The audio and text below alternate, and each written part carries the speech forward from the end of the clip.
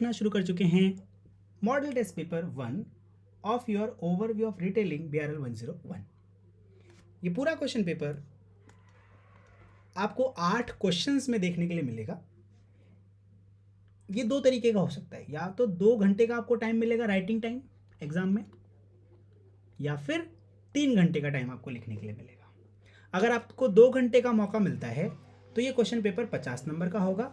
अगर आपको मौका 3 घंटे के लिए मिलता है तो ये क्वेश्चन पेपर 100 नंबर का होगा। ठीक है, इसका टोटल वेटेज 70% है। सर बाकी 30% कहाँ गया? बाकी 30% गया असाइनमेंट में। ठीक है, ओके, क्लियर। चलिए शुरू करें, क्या बोलते हैं आप लोग? तो पहला सवाल हमसे पूछा गया है, पहले सवाल का पहला part, state the challenges for retail in India. State the challenges for retail in India. अब ये 5 नंबर का एक सवाल है, दूसरा भी 5 नंबर का है। इसको कंप्लीट कैसे करना है इस क्वेश्चन पेपर को? आपको कोई भी इसमें से 8 क्वेश्चन मिलेंगे, पर आपको सिर्फ 5 परफॉर्म करने हैं। एग्जाम में 5 ही लिखने हैं। ठीक है, कितने अटेम्प्ट करने हैं? कोई भी 5। ठीक, चलिए तो आइए पहला सवाल, state the challenges for retail in India. देखिए, इंडिया के अंदर रिटेल इंडस्ट्री अभी भी डेवलपमेंट फेज में है। हमें बहुत सारे इंप्रूवमेंट्स की ज़रूरत है। ठीक, but retailing is the future of India. जो रिटेलिंग है यही आपके लाइफ या फिर लिविंग स्टैंडर्ड को और उसके नेचर को चेंज करती है।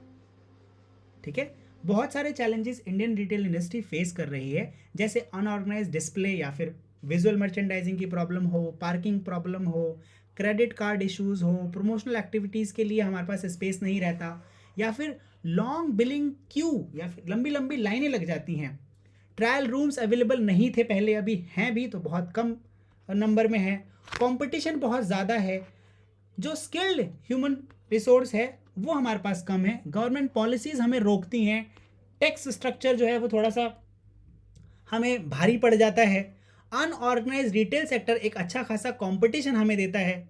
So retail industry needs more substantial investment from leading Indian foreign players, या फिर मैं यूँ कहूँ कि FDI की ज़रूरत बहुत ज़्यादा है। फॉरेन डायरेक्ट इन्वेस्टमेंट की इंडियन रिटेल इंडस्ट्री के अंदर बहुत ज़्यादा ज़रूरत है। So these are some of the challenges that are faced by retail outlets in India. आइए कुछ और चैलेंजेस के बारे में बात कर लेते हैं जो रिटेल आउटलेट्स फेस करते हैं। पहला, lack of technology adoption. Indian retail industry अगर आप ओवरऑल देखें तो अगर मैं पॉपुलेशन को अगर सेगमेंटाइज करूं, सो अराउंड 20-25% पॉपुलेशन या 30% population lives in where, in cities. और बाकी लोग कहाँ रहते हैं भाई? बाकी लोग रहते हैं रूरल इंडिया के अंदर। बाकी 70% तक पॉपुलेशन रूरल इंडिया में है, रूरल एरियाज में। ठीक है ना? अच्छा, इन दोनों के बीच का आप कुछ निकालेंगे कंटेंट, उसको आप Tier 2 सिटी बोल देंगे, जो तो आधा शहर आधा गांव है। ठीक है, Tier 2 सिटी। सेगमेंटाइजेशन बहुत सारे तरीके के हो सकते हैं, बस आप ऐसे समझो कि अगर मैं बहुत बेसिक तरीके से इनको डिवाइड करूंगा तो ये 2 सेक्शन के अंदर बटेंगे। पहला रूरल एरिया, दूसरा सिटीज़ या फिर अर्बन एरिया। तो टेक्नोलॉजी अडॉप्शन इंडियन रिटेलिंग के लिए एक बहुत बड़ी प्रॉब्लम है। Availability, feasibility and adoption of technology is a major challenge. पहली बात तो टेक्नोलॉजी अवेलेबल नहीं है। अगर अवेलेबल है तो फिजिबल नहीं है। फिजिबल है तो अडॉप्ट करने के लिए पैसा, मैन पावर, ट्रेनिंग और सपोर्ट बहुत सारा चाहिए। तो ये भी इतनी जल्दी पॉसिबल नहीं है। जैसे अगर आप आज से सिर्फ 5 साल पहले चले जाएं, कहाँ, ज़्यादा दूर नहीं जाना, पिछले 5 साल पहले की बात याद करो। आप जब UPI से पेमेंट करने की बात कहते थे तो क्या रिटेलर, आपको डर नहीं लगता था दुकानदारों से ये पूछने में कि सर आप ऑनलाइन पैसा ले लोगे 50 रुपये, 100 रुपये?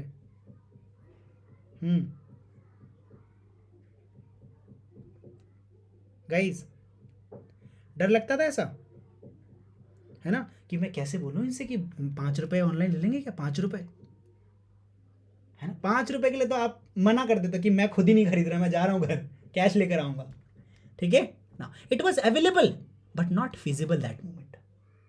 Okay now so technology is being used for day to day functioning the retail outlet, जैसे कि billing, payments, prevention of shrinkage. अब प्रिवेंशन ऑफ श्रिंकेज का मतलब है दुकान में सामान लुटने से बचाने के लिए सीसीटीवी कैमराज, चेकआउट काउंटर्स ऐसे बने रहते हैं ना.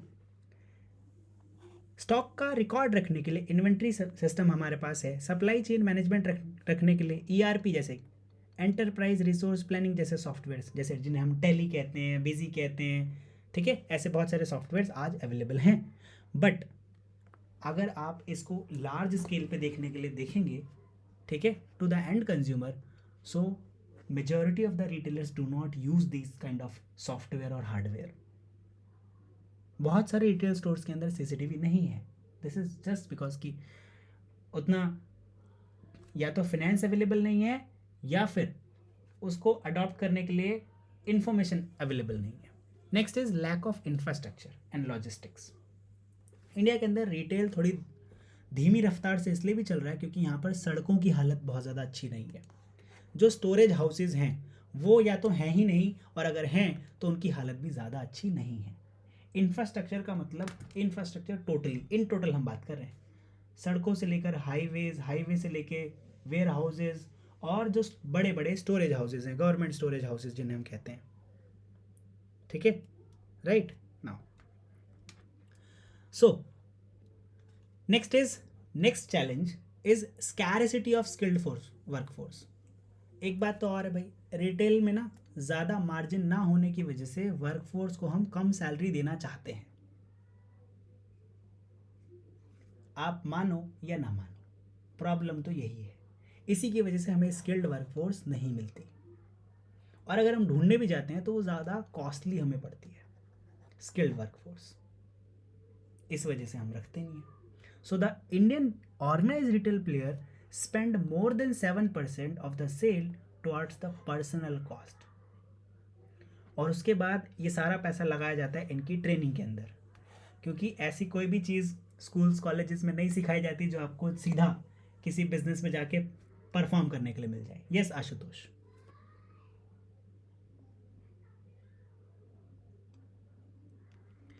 जितना भी माल किसी भी रिटेल स्टोर में बेचा जाता है, सिर्फ उस सेल के हिसाब से 7% उसमें से उसका 7% हिस्सा लोगों पर खर्च कर दिया जाता है जो उस पूरे रिटेल स्टोर में काम करते हैं. उन लोगों पे खर्च किया जाता है, कहने का ये मतलब है, और ये काफ़ी बड़ा अमाउंट है, ठीक है.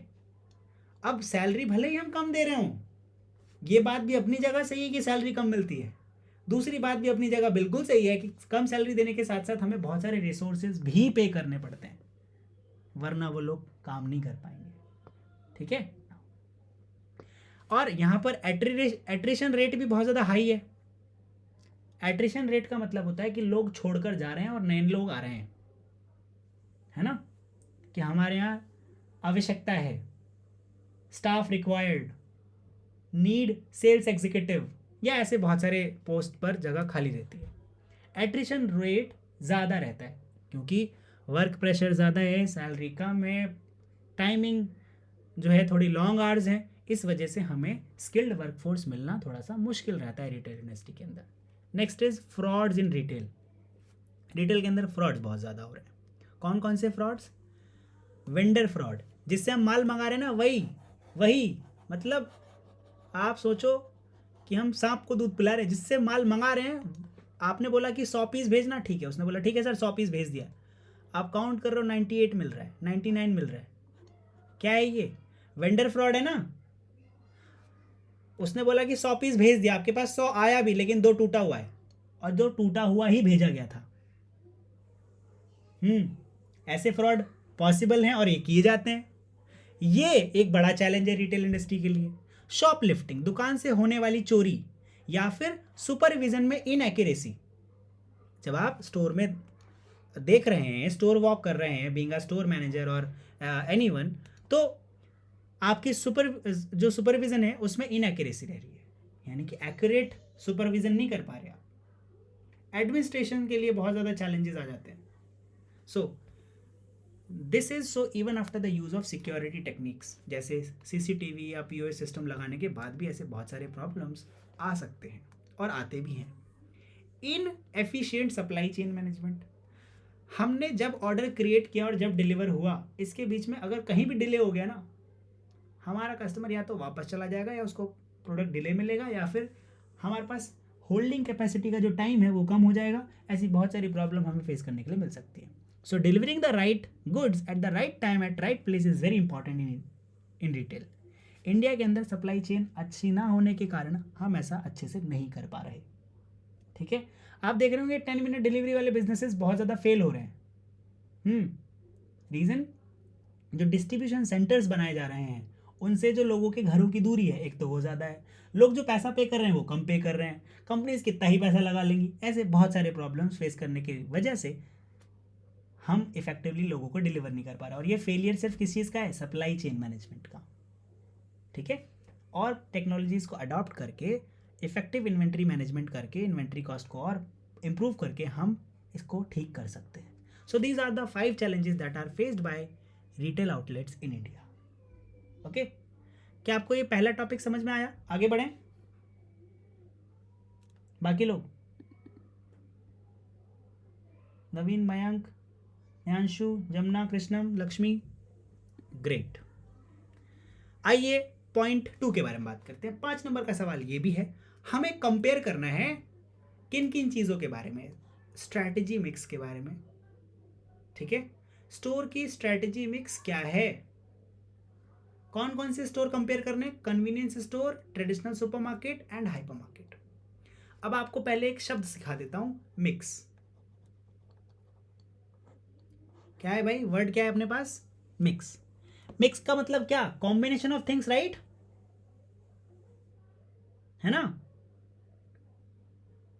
बहुत सारी चीजों को मिक्स कर दिया, तब मिक्स करने का मतलब ये 2-3 चीजों को ऐड कर देना।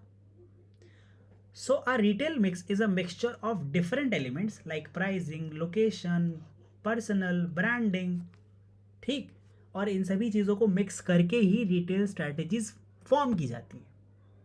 तो अगर हमने एक बढ़िया तरीके से, अब आप सोचो आपको दाल तड़का बनाना है, आपने उसमें मिर्ची ज़्यादा डाल दिया, नमक कम हो गया, तो क्या वो तड़का बढ़िया बनेगा, टेस्टी बनेगा? नहीं बनेगा भाई।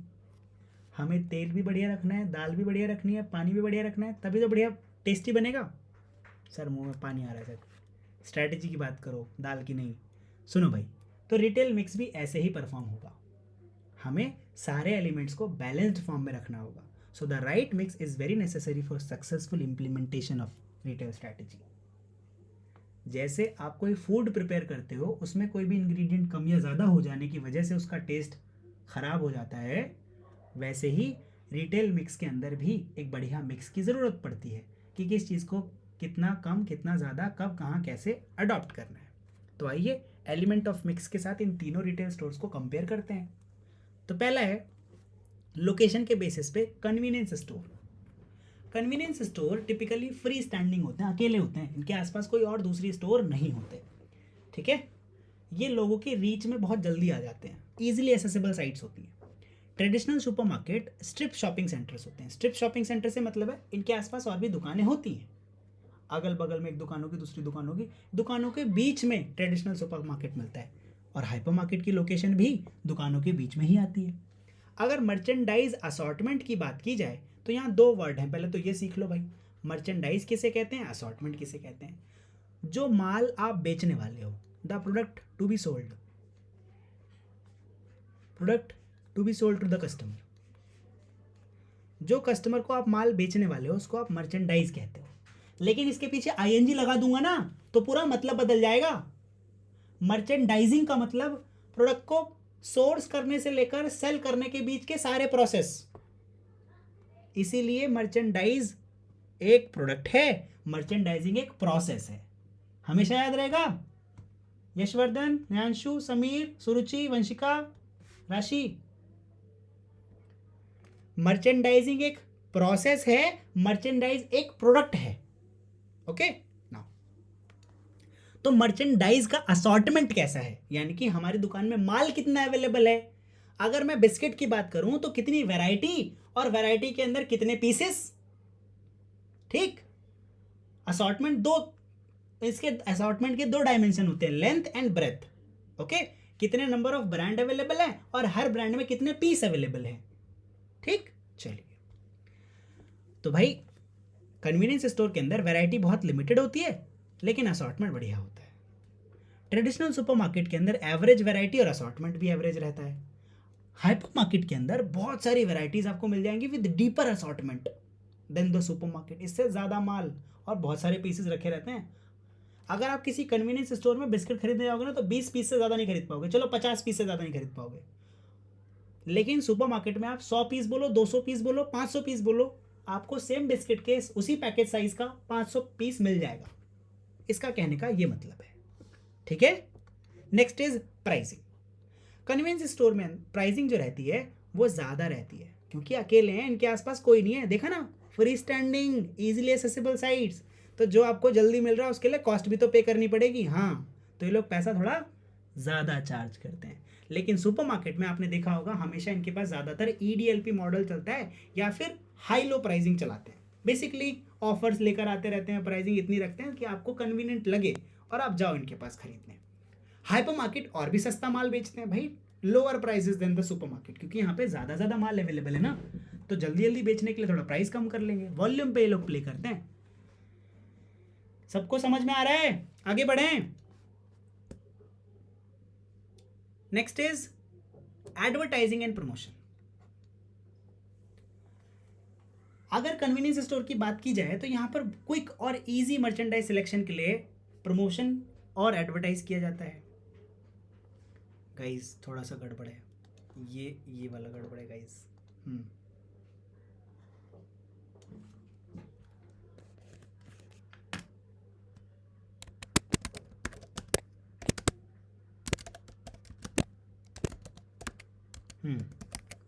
बैनर एंड स्टोर डिस्प्ले से ये लोग ज़्यादा अपने आप को पोर्ट्रे करते हैं। बहुत महंगे महंगे एडवर्टीजमेंट और प्रमोशंस नहीं करते, और इन स्टोर प्रमोशंस ये लोग परफॉर्म करते हैं।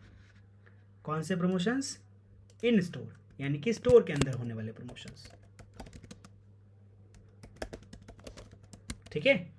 लेकिन अगर मैं बात करूं सुपरमार्केट की, तो यहाँ पर वीकली स्पेशल अपने पास एडवर्टाइज करते हैं लोग। मिनिमल स्टॉक अपने पास रखते हैं, उसके हिसाब से वीकली स्पेशल आइटम निकाल कर सेल करते रहते हैं उसको। लिमिटेड एडवर्टाइजिंग आपकी हाइपर मार्केट में भी देखने के लिए मिलेगी। बेसिकली इनके पास एवरीडे लो प्राइसिंग का भी फंडा होता है, हर दिन कुछ ना कुछ सस्ता बेच ही रहे होते हैं, इसलिए ज़्यादा एडवर्टाइज करने की ज़रूरत नहीं पड़ती। आइए बात करते हैं स्टोर डिस्प्ले एंड डिज़ाइन के बारे में। कन्वीनियंस स्टोर का जो स्टोर का डिज़ाइन और डिस्प्ले रहता है वो बहुत ही क्विक और ईजी रहता है चेकआउट के लिए, बाय करके निकलने के लिए। नाम ही कन्वीनियंस स्टोर है, तो कन्वीनियंस के लिए ही रखा गया होगा। लेकिन किसी स्टोर के अंदर जब आप जाएंगे, किसी सुपरमार्केट में जाएंगे, तो आपको ग्रिड आयरन मिलेगा। ठीक है, विद क्रॉस हैचेस अजाइल और एक्सटेंसिव साइंस मिलेंगे। सर इसका क्या मतलब है, समझा दो भाई। 1 मिनट विद्यार्थियों, मैं यदि आपको ये समझाऊं तो ऐसा समझो कि जब आप किसी सुपरमार्केट का स्टोर देखोगे ना, तो वहाँ पे मान लेते हैं ये एंट्री है, आप मान के चलो यहाँ पर एंट्री है, तो आपको सारे रैक्स कैसे दिखेंगे? ऐसे। आप ऐसे जाओगे, यहाँ से ऐसे घूमोगे, कुछ इसी तरीके से रहता है ना, है ना। इसको हम ग्रिड आयरन बोलते हैं। कई बार ये क्रॉस हैचेस, यानी कि ऐसे ऐसे ग्रिड रहते हैं, अलग अलग लाइन रहती है इनकी। ठीक, ये इस तरीके से। अभी बहुत बड़ा डिज़ाइन तो नहीं बनाया, बट आई गेस कि आपको इससे समझ में आ गया होगा। सुपरमार्केट के पास ज़्यादातर आइटम डिसऑर्गेनाइज तरीके से रहता है। ठीक है, कस्टमर्स को बार्गेन के लिए सर्च करना पड़ता है और फीलिंग आती है उनको इससे, हमें माल मिल गया तो सस्ते में मिल जाएगा। सर्विस कैसी रहती है तीनों स्टोर में? कन्वीनियंस स्टोर में बहुत ही कम सर्विस मिलेगी, लेकिन आपको किसी सुपरमार्केट में इफ़ेक्टिव सर्विसेज मिल जाएंगी। कुछ और प्रोडक्ट्स भी मिल जाएंगे, जैसे बेकरी, मीट, फिश कैटेगरी, और इनके लिए आपको कोल्ड स्टोरेज की फैसिलिटी भी मिलती है, यानी कि पैकेट में रहते हैं और उसके बिहाफ पर ही सेल करते हैं, similar with the hypermarket. So this is about the comparison and contrast of store strategy mixes of convenience store, traditional supermarket and hypermarket. ठीक है ना। So convenience stores are located and design to offer customers snack, quick meal and minimal groceries, ठीक है ना। Basically ये ऐसी जगह available रहते हैं जहाँ पर इनके पास पहुँचना ईजी रहता है, ठीक है ना। So in response to the competitive pressure from other food retailers as well as dependency on gasoline sale, कई बार ये जो कन्वीनियंस स्टोर होते हैं बेसिकली ये गैस स्टेशन के साथ जुड़े होते हैं। गैस स्टेशन से मेरा मतलब है आपने पेट्रोल पंप के साथ कोई स्टोर देखा है? उसको आप कन्वीनियंस स्टोर ही समझो, वो कन्वीनियंस स्टोर ही है, ठीक है। Next is super store, they are low price but more convenient to shop because of the large size. Customer को डिफरेंट प्रोडक्ट असॉर्टमेंट दिखाकर अट्रैक्ट करते हैं और थोड़ा सा दूर भी आ जाता है कस्टमर इनके लिए। इनकी डिस्टेंस जो होती है 3 से 5 किलोमीटर के बीच में होती है, लेकिन किसी कन्वेंशनल हाइपर मार्केट की हाइपर मार्केट की जो डिस्टेंस रहती है वो ज़्यादा रहती है।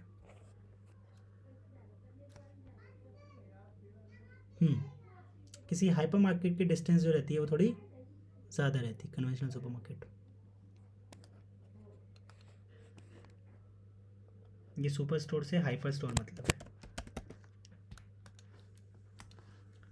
But inconvenient shop in because the large size they appeal to the customer who are very price conscious and are willing to drive longer than and spend more time for shopping। तो hyper store में बस वही लोग जाते हैं जो थोड़ा shopping करने के लिए इच्छुक होते हैं, लेकिन अगर आपको तुरंत ग्रोसरीज खरीदनी है तो आप किसी सुपरमार्केट को ही प्रेफर करोगे। मोस्ट कन्वीनियंट रहता है ये, मेजर मेट्रो एरियाज़ के अंदर अवेलेबल हो जाएगा। 3 से 5 किलोमीटर की रेंज होती है, लेकिन हाइपर स्टोर्स की रेंज 5 किलोमीटर से लेकर 15 किलोमीटर तक हो सकती है। So all of these 3 stores have competitive advantage because they appeal different need of different people.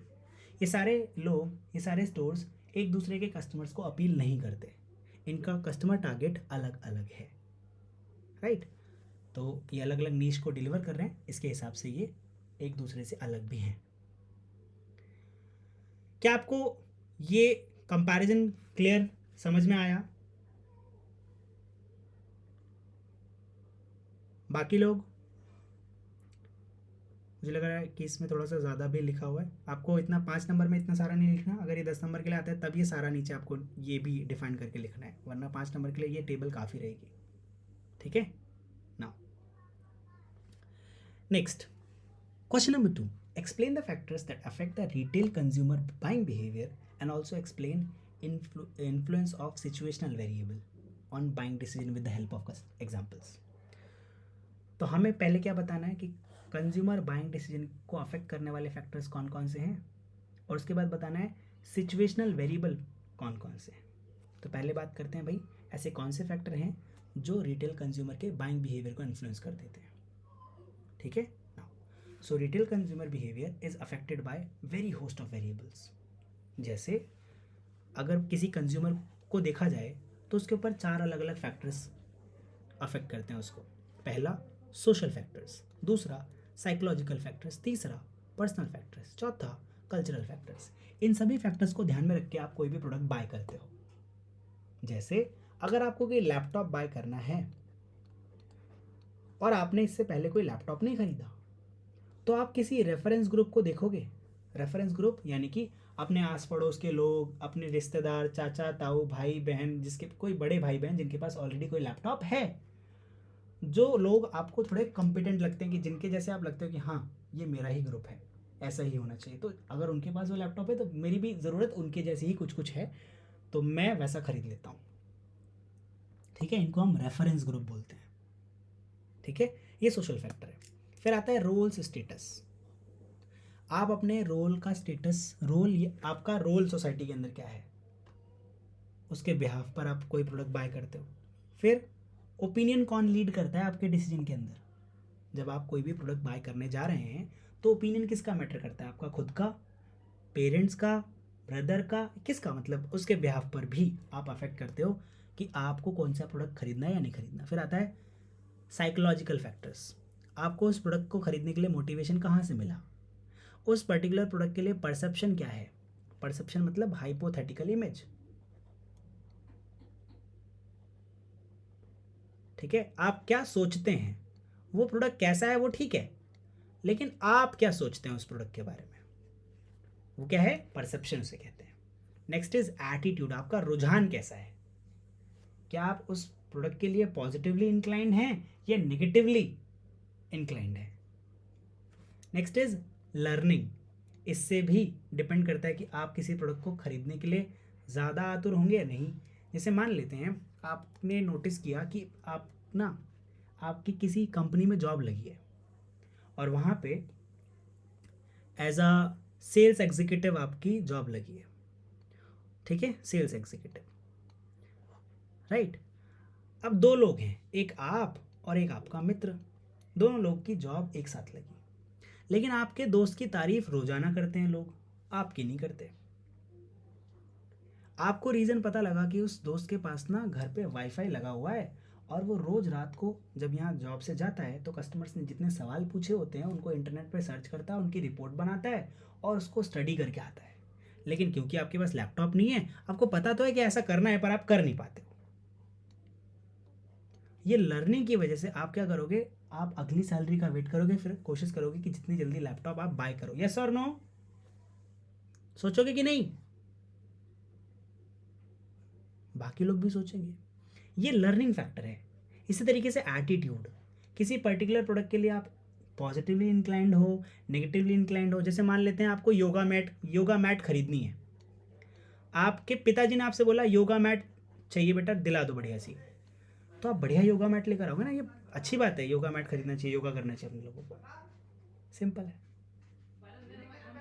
है ना, क्योंकि ये पॉजिटिव साइन दर्शा रहा है। आप हो सकता है इसके लिए पॉजिटिवली इंक्लाइंड हो, लेकिन आपसे किसी ने बोला कि सिगरेट के लिए पैसे दे दो, yes, will you by that, disclaimer guys, this is just for the information only.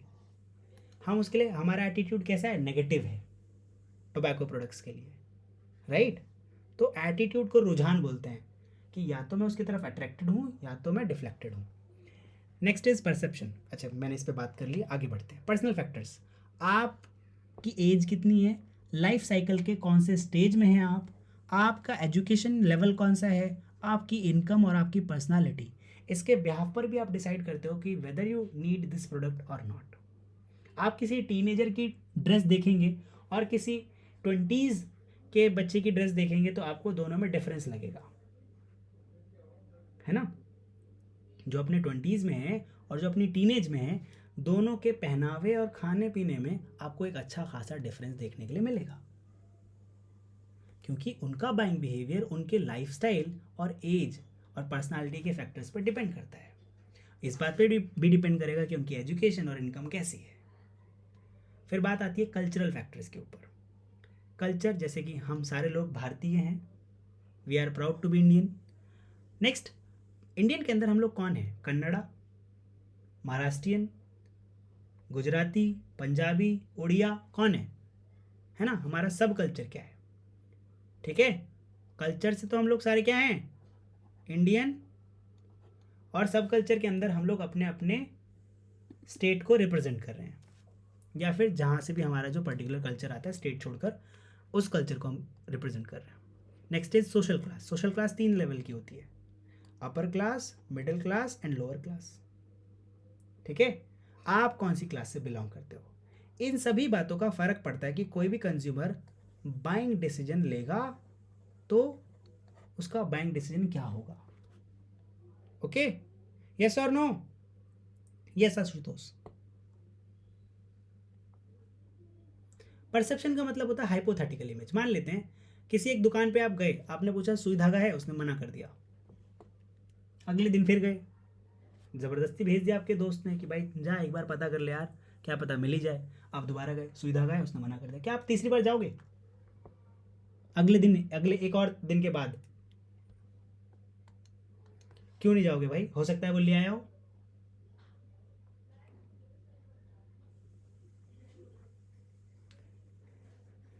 कहाँ पता है, नहीं पता है।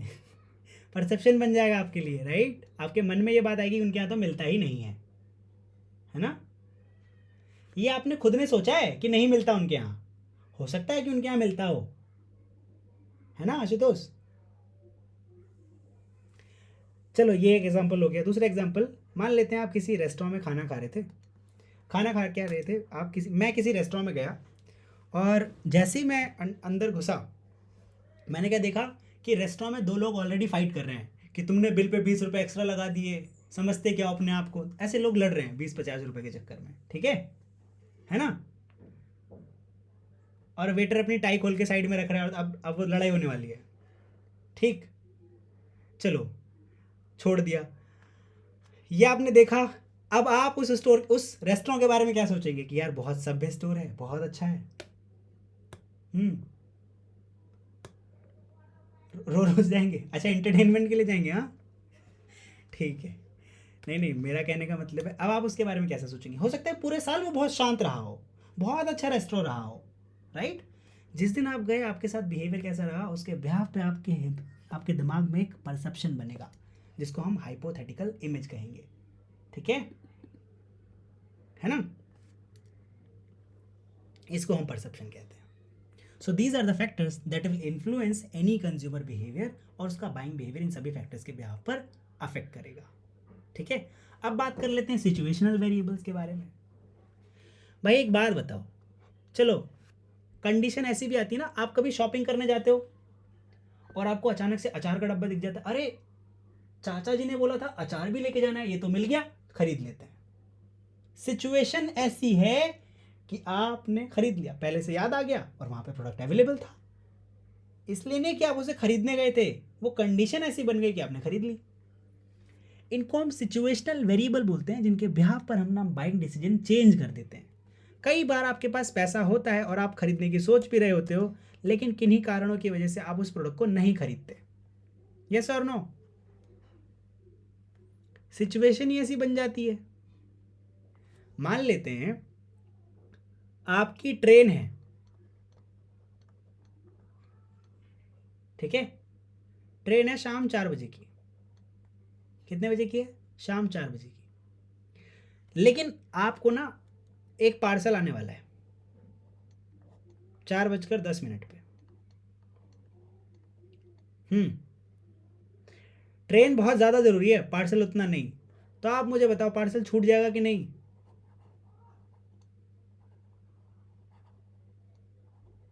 ठीक है,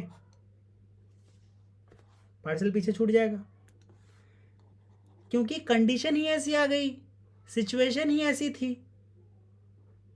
ऐसे ही बाइंग कंडीशन के अंदर भी होता है। जब आप कोई भी प्रोडक्ट बाय करने जा रहे होते हो तो सिचुएशनल वेरिएबल्स आते हैं, जिनके बिहार पर आप अपना बाइंग डिसीजन चेंज कर देते हो।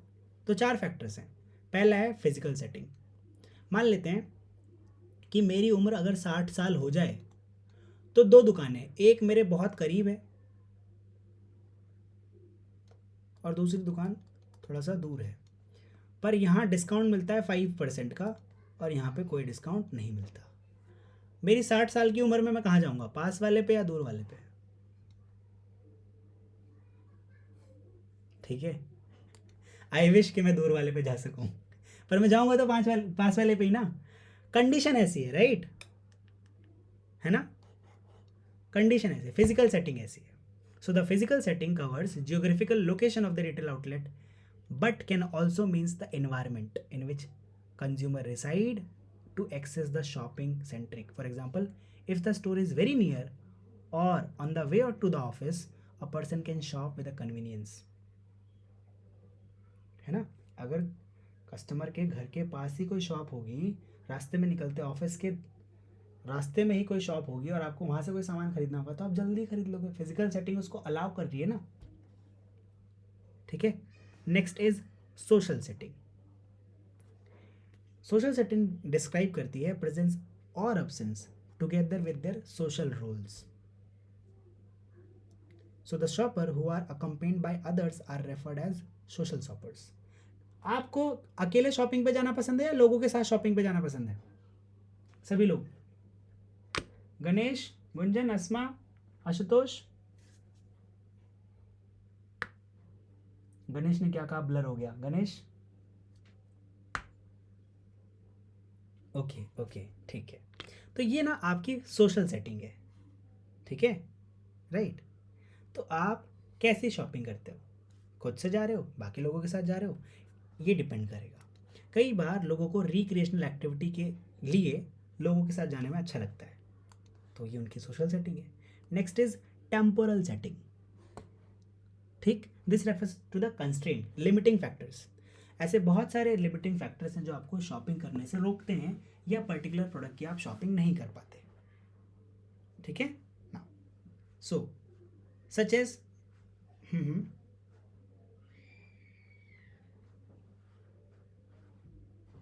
टेम्पोरल एस्पेक्ट के अंदर होता क्या है कि मान लेते हैं कोई कंडीशन है, कोई टेम्परेरी कंडीशन है ना, और उसके बिहाफ पे आपको डिसीजन बना रहे हो। फॉर एग्जांपल मेरा एक दोस्त है, उसको चोट लग गई, एलेक्स। एलेक्स को ना कोई बच्चे की साइकिल ठोक के चली गई, अब ये गिर गया, इसको चोट लग गई। हम इसे नियरेस्ट हॉस्पिटल लेकर जाएं या फिर सबसे बढ़िया वाले हॉस्पिटल लेकर जाएं? दोस्त अच्छा है हमारा, लेकिन सोच लेना, नियरेस्ट या सब बेस्ट, नियरेस्ट लेके जाना पड़ेगा, है ना, सबसे नियरेस्ट। ये टेम्पोरल एस्पेक्ट है हमारा, क्योंकि जो भी चीज़ हमारे पास अवेलेबल होगी हम सबसे पहले उसके पास जाएंगे। टेम्पोररी कंडीशन तो यही जनरेट कर रही है, यही है ना। फिर आती है बात टास्क डेफिनेशन की। ये भी एक सिचुएशनल वेरिएबल है कि आप वो प्रोडक्ट किसके लिए खरीद ले हो, किसके लिए खरीद रहे हो। मान लेते हैं कल को बहुत कोई वीआईपी आपके घर आया है, and you know that VIP likes what, उसको चाय के साथ मिठाई बहुत पसंद है। ऐसे ही मैं ऐसी रेंडमली बोल रहा हूँ कि उनको चाय के साथ मिठाई बहुत पसंद है, और मिठाई कौन सी, काजू कतली। तो चाय बनाओगे और काजू कतली खरीद के लाओगे कि नहीं लाओगे उस वीआईपी पर्सन के लिए। टास्क डेफिनेशन, वो काम कितना ज़्यादा ज़रूरी है, तो इनके बिहाफ पर भी आप अपने बाइंग डिसीजंस चेंज करते हो। So these are factors that influence retail consumer behaviour और the buying behaviour, and the influence of situational behaviour on the buying behaviour of the consumer, दोनों फैक्टर्स हैं। आई होप आपको ये part A और part B दोनों effectively समझ में आया होगा। येस और नो गाइज?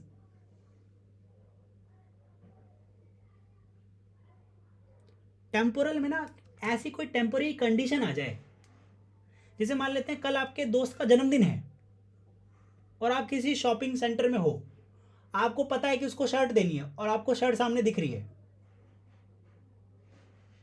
रोज रोज थोड़ी खरीदनी उसके लिए शर्ट, एक ही बार खरीदनी है, ठीक है। कोई कंडीशन जो बहुत टेम्परेरी हो, कोई लिमिटिंग फैक्टर जो आपको रोक रहा हो, क्योंकि आप आज के बाद दोबारा शॉपिंग सेंटर नहीं आओगे, ऑफिस भी तो जाना है, और कल बर्थडे शाम को ऑफिस के बाद उसके बर्थडे में भी जाना है, तो क्या आपको कल मौका मिलेगा? नहीं। आप अपने दोस्त को फिर गिफ्ट नहीं दे पाओगे। इसका मतलब कंडीशन अभी टेम्परेरी बन रही है कि ले लेते हैं, चलो जो दिख रहा है ले लेते हैं, पसंद आए ना आए वो एक अलग बात है, ठीक है। आगे बढ़ते हैं। Question number 3, what do you understand by the merchandise management and what are the different constraints related there to. तो आइए सबसे पहले मर्चेंडाइज मैनेजमेंट के बारे में बात कर लेते हैं। थोड़ी देर पहले मैंने आपको बताया merchandise is what, the product to be sold to the consumers. The product to be sold to the consumers is called merchandise, और हमें इसी प्रोडक्ट को मैनेज करना है, okay now. So it is the process जो हमें ये बताता है कि रिटेलर को कौन से आइटम्स कैरी करने चाहिए और कितने कैरी करने चाहिए, और हमारे पास कितने अवेलेबल रहने चाहिए जो हमें कंज्यूमर्स को लगातार सेल कर सके, and where they should be displayed in the store to maximise the sale, और हमें किस प्राइस पॉइंट पर रखना है जिससे हमारे मैक्सिमम प्रॉफिट हम उससे अचीव कर सकें। तो इसमें आप देखो ध्यान से, तो सारा स्टेप परफॉर्म हो रहा है। ओवरऑल मर्चेंडाइजिंग, किसी भी आइटम को बाय करने से लेकर उसको सेल करने के बीच का सारा process. So during this period, the focus on internal supply chain system has given way to the transaction data management. यानी कि कस्टमर कब कौन सा कितना सामान खरीद रहा है ना। अगर मुझे ये पता लग जाए कि कंज्यूमर बाइंग बिहेवियर कैसा है, तो उसके बिहाफ पर मेरी परचेज इफेक्टिव हो जाएगी, मेरे इन्वेंट्री मैनेजमेंट सुधर जाएगा कि नहीं सुधर जाएगा?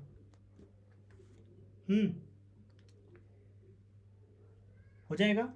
मेरी इन्वेंट्री होल्डिंग कॉस्ट रिड्यूस हो जाएगी, प्रॉफिट इंप्रूव हो जाएगा, इन्वेंट्री ज़्यादा पाइलअप नहीं होगी, ऐसा ही होगा। सर समझ नहीं आ रहा सर, आप थोड़ा डिटेल वाली भाषा में बात कर रहे हो, नॉर्मल में आओ।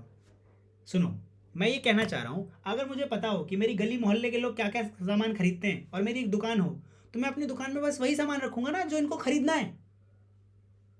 ज़्यादा माल तो नहीं बचेगा ना मेरे पास, बचेगा? अगर मुझे पहले से ही पता हो कि लोग क्या क्या खरीदते हैं, तो मैं वो खरीद पाऊंगा जो इनको बेचना है। यस और नो? ना तो मेरे पास ओवर इन्वेंट्री भी नहीं होगी और आउट ऑफ स्टॉक इन्वेंट्री भी नहीं होगी मेरे पास। ठीक है, ये सारी चीज़ें। तो हमें क्या करना है, इसी प्रोसेस को हम लोग मर्चेंडाइज मैनेजमेंट कहते हैं। तो इसके लिए हमें बहुत सारे प्रोसेस कंप्लीट करने पड़ेंगे। ये प्रोसेस क्या क्या है? सबसे पहले मर्चेंडाइज की प्लानिंग, इसके बाद असॉर्टमेंट की प्लानिंग। मर्चेंडाइज यानी कि क्या खरीदना है, व्हाट टू बाय। फिर असॉर्टमेंट प्लानिंग का मतलब हाउ मच टू बाय, कितना खरीदना है, and how many brands to select. फिर आपके पास ओपन टू बाय मैनेजमेंट भी होना चाहिए। ओपन टू बाय का मतलब आपके पास कितना पैसा अवेलेबल है अभी खरीदने के लिए। सर ओपन टू बाय, गल्ले का पैसा समझते हो आप लोग? गल्ले का पैसा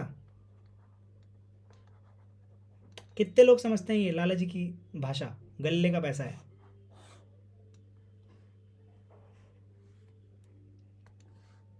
पर ये कभी खर्च करते हैं गल्ले का पैसा?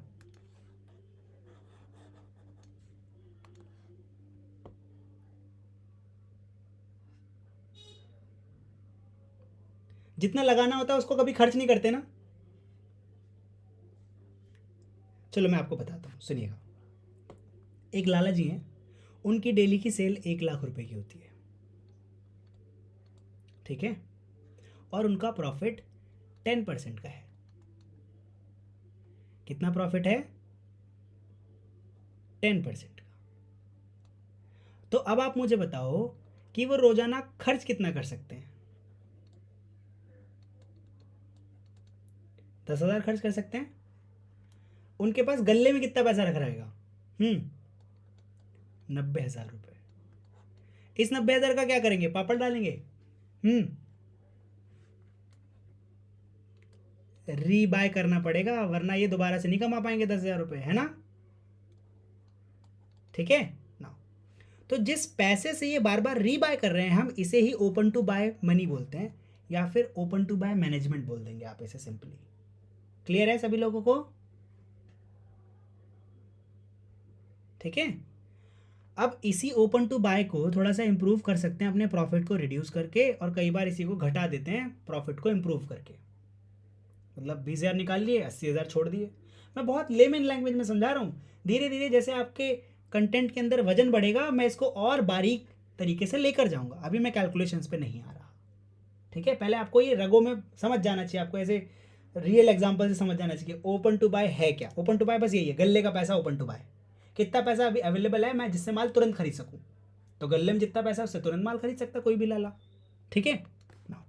बट इसके साथ साथ आप अपना प्रॉफिट तुरंत अलग कर सकते हैं, क्योंकि उससे बाकी ये जो प्रॉफिट है इससे बाकी एक्सपेंसेस भी तो चलेंगे, ऑपरेशनल एक्सपेंसेस तो इसी से चलेंगे, ठीक है? नेक्स्ट, फिर आपने क्या किया? मर्चेंडाइज क्या खरीदना है, ठीक है, कितना खरीदना है, ठीक है, इसके लिए बजट यहाँ से आ जाएगा। फिर आप क्या करोगे? उसको परचेज करोगे। परचेज करने के बाद आइटम रिसीव करोगे, और रिसीव करने के बाद डिस्ट्रीब्यूट करोगे कि कौन से रिटेल स्टोर में कितना आपको ऐड करना है। आप अगर रिटेल चेन हो तो आपके पास बहुत सारे रिटेल स्टोर्स होंगे, और हर एक रिटेल स्टोर में कितना कितना प्रोडक्ट आपको एलोकेट करना है वो डिस्ट्रीब्यूशन कंट्रोल से ही आपको मालूम पड़ेगा। So merchandise management involves analysis, planning, acquisition, handling and control of the merchandise of the total retail operation. कि आपको एनालाइज करना पड़ेगा, प्लान करना पड़ेगा, प्रोडक्ट को एक्वायर करना पड़ेगा, हैंडल करना पड़ेगा, और कभी कभी जल्दी बेचने के लिए कुछ डिस्काउंट ऑफर निकालना पड़ेगा, या फिर माल को रोकने के लिए थोड़ा प्राइस बढ़ाना पड़ेगा। अगर सप्लाई पीछे से नहीं आ रही है आप लोगों को, तो उस केस में आपको प्राइस बढ़ाना होगा या घटाना होगा?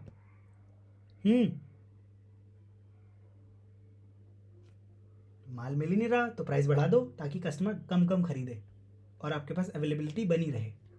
ठीक है, चलिए अब कंस्ट्रेनिंग फैक्टर्स कौन कौन से जो आपको लिमिट करेंगे इस मैनेजमेंट को कंप्लीट करने में। ठीक, पहला है आपके पास पैसा कम होगा। भाई बजट ही नहीं है, बजट ही नहीं है तो रिटेलर को ना ऑप्टिमल मर्चेंडाइज मिक्स हमेशा रखना चाहिए। ऑप्टिमल मर्चेंडाइज मिक्स का मतलब क्या है कि हमें हमेशा उतना ही माल रखना चाहिए जो ज़्यादा बिक जाए। उसके साथ थोड़ा बहुत एक्सपेरिमेंट हमें कर लेना चाहिए, पर मैक्सिमम प्रॉफिट आइटम्स को हमें अपने पास रखना चाहिए। मैक्सिमम प्रॉफिट आइटम्स और हमेशा चलने वाले, ये नहीं कि सिर्फ हमेशा प्रॉफिट के बारे में ही।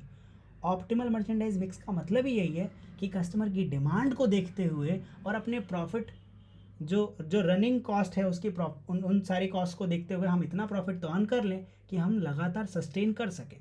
इसको करने के लिए हमें ऑप्टिमल मर्चेंडाइज मिक्स चूज़ करना होगा। कई बार हम कुछ आइटम्स को ख़रीदना नहीं चाहते क्योंकि उनमें मार्जिन बहुत ज़्यादा कम होता है और हमें उसमें ऑपरेशनल एक्सपेंसेस बहुत ज़्यादा खर्च करने पड़ते हैं। लेकिन अगर हम उसको नहीं खरीदेंगे तो कस्टमर हमसे बाकी आइटम्स नहीं खरीदेगा, तो उसको हमें उसके लिए ऐड करना पड़ता है उसके अंदर उस प्रोडक्ट को भी। तो जब हम इस तरीके से अपना पूरा मर्चेंडाइज मिक्स सेलेक्ट कर रहे हैं तो उसको हम ऑप्टिमल मर्चेंडाइज मिक्स कहेंगे। आई नो कि आपको इसमें से बहुत सारी बातें इफेक्टिवली क्लियर नहीं हो रही हैं। धीरे धीरे जब आप लेक्चर्स में आगे बढ़ेंगे तो आपको ये सारी बातें बहुत आराम से समझ में आएंगी। ठीक है, बिल्कुल चिंता नहीं करनी आपने। ओके, कुछ कुछ बातें, कुछ कुछ टॉपिक्स, कुछ कुछ पॉइंट्स आपको इफेक्टिवली क्लियर अभी नहीं हो रहे होंगे। यस, फॉर श्योर मिलेगी आपको। ठीक है, next is selling space constraint. अगर आप मर्चेंडाइज मैनेजमेंट करने जा रहे हैं तो आपके पास अगला जो लिमिटेशन होगा आपके लिए, आपके स्टोर में स्पेस अवेलेबल नहीं होगा। भाई हर एक स्टोर के पास स्पेस स्कैरिसिटी हमेशा रहती है, स्पेस अवेलेबल ही नहीं होता। तो रिटेलर को ये देखना पड़ेगा कि हमारे पास जो असेट स्पेस है वो कितना है, डेड स्पेस वो कितना है, और डिस्प्ले एरिया स्पेस कितना है। फॉर एग्जांपल अगर मेरे पास 1000 स्क्वायर फीट का एरिया है तो उसमें से ऑलरेडी जो असेट हमने लगा रखा है, कई बार किसी जगह भाई काउंटर होगा, शेल्फ होगा, मान लेते हैं उसमें से 400 स्क्वायर फीट का एरिया असेट एरिया है। ठीक है, 200 स्क्वायर फीट का एरिया डेड एरिया है जहाँ पे कोई आता जाता नहीं है, जैसे सीढ़ियाँ हैं वहाँ पे, पोल है वहाँ पे, ऐसी कोई चीज़ है। ठीक, तो हमारे पास कितना बच गया, 400 स्क्वायर फीट का एरिया इफेक्टिव बचा है और इसी को हमें यूज़ करना है, जिसमें से हमने ऑलरेडी बहुत सारा प्रोडक्ट लगा रखा होगा। तो ये सेलिंग स्पेस कंस्ट्रेंट हमारे पास आएगा। नेक्स्ट इज टर्नओवर कंस्ट्रेंट, यानी कि माल ज़्यादा बिक नहीं रहा लंबे समय, मतलब आप सप्लाई तो रख रहे हो पर उसका टर्नओवर इफेक्टिव नहीं है, यानी कि आप स्टॉक टर्न इफेक्टिवली निकाल नहीं पा रहे, एक लिमिटेड टाइम में स्टॉक को टर्न नहीं कर पा रहे, नया आप स्टॉक नहीं बाय कर पा रहे। ठीक है, और ऐसा तभी होगा जब आप उसे सेल कर पाएंगे। Next is market environment constraint. अगर मार्केट में तंगी चल रही है तो आप कैसे सेल कर पाएंगे। ठीक है, now supply chain management and its function. एक effective coordination supply chain management के साथ, हम इसको ही सप्लाई चेन मैनेजमेंट कहते हैं। जो सप्लाई चेन है हमारी, सप्लाई चेन के अंदर क्या, जब हम प्रोडक्ट को बाय कर रहे हैं वहाँ से लेकर हमारे स्टोर तक जब वो माल आ रहा है, इसके बीच में जितना प्रोसेस हो रहा है, सप्लायर से लेकर किसी वेंडर तक पहुँच रहा है, वेंडर से हम तक पहुँच रहा है किसी ट्रांसपोर्टेशन मीडियम में, और कहीं पर स्टोर किया जा रहा है। ठीक, तो ये पूरा प्रोसेस जितने स्टेप्स में कंप्लीट होगा, जब हम इन सभी के साथ एफिशिएंट कोऑर्डिनेशन बना लेंगे इन सभी स्टेप वाले लोगों के साथ, तब हम इसे सप्लाई चेन मैनेजमेंट कह सकते हैं। सो बेसिक फंक्शन किसी भी सप्लाई चेन मैनेजमेंट के अंदर क्या रहते हैं, planning, organising, directing, coordinating and controlling. Planning के अंदर जो स्टेप हैं बेसिकली कि प्रीवियस सेल्स डेटा, इसके बिहाफ पर हम सेल्स फोरकास्ट प्रिपेयर कर लेंगे कि इस साल कितना बिकने वाला है। ठीक है, राइट, इसके बिहाफ पर हम ऑर्गेनाइज करेंगे। So the merchandise manager has to organise the merchandising process which starts with collecting the sales forecast data and then proceeding on to the budget. फिर हमें बजट बनाना होगा और उसके बाद हम लोगों को जो अथॉरिटीज़ हैं और जो पावर्स हैं वो डायरेक्ट कर देंगे. So it is the responsibility of merchandise manager to not only the guide to not only guide the buyer regarding what and how to purchase but also train them effectively कि आपको कैसे खरीदना है. एक बात और, किसी भी छोटे रिटेल स्टोर के अंदर बाइंग और मर्चेंडाइजिंग कोई एक ही व्यक्ति करता है या एक ही डिपार्टमेंट रहता है, लेकिन जैसे जैसे ये स्टोर बड़े होते हैं ये दोनों डिपार्टमेंट अपने आप से अलग हो जाते हैं. मर्चेंडाइजिंग कोई और करेगा और बाइंग कोई और करेगा.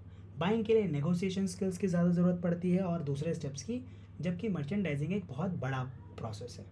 उसके अंदर फोरकास्टिंग से लेकर अवेलेबिलिटी तक सारी चीज़ें हैं, लेकिन बाइंग में एक ट्रांजैक्शन प्रोसेस है बेसिकली वो. ठीक है. Next is coordinating. The essence of merchandising lies in coordination. तो हमें लोगों के साथ और सभी स्टेप में आने वाले सभी लोगों के साथ कोऑर्डिनेट भी करना पड़ेगा. ठीक है.